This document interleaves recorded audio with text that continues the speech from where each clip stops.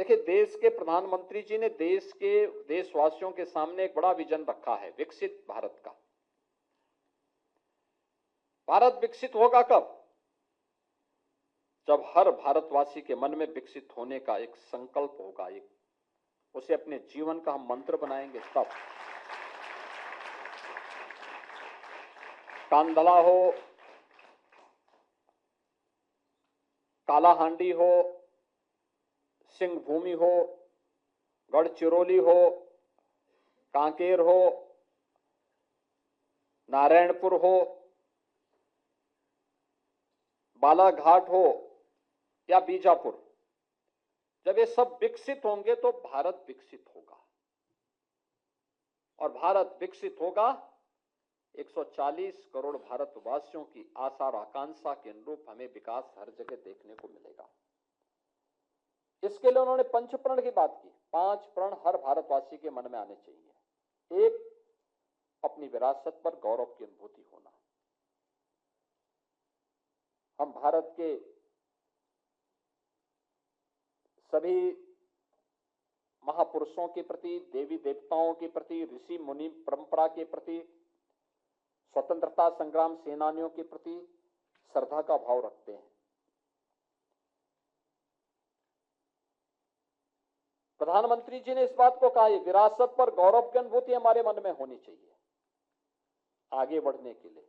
Number 2, उन्होंने कहा गुलामी की मानसिकता को त्यागना होगा।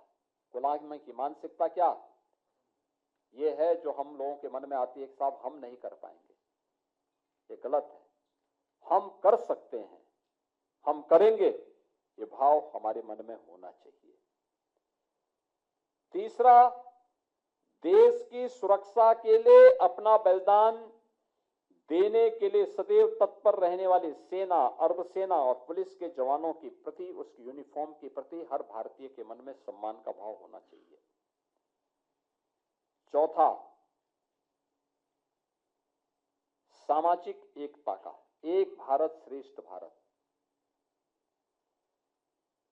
देश के अंदर राज्य अलग अलग होंगे,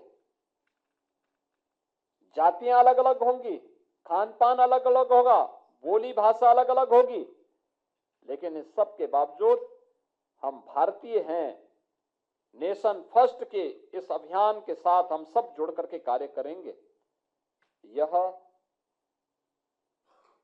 सामाजिक एकता का भाव, एकता का यह भाव हर भारतीय के मन में होना चाहिए।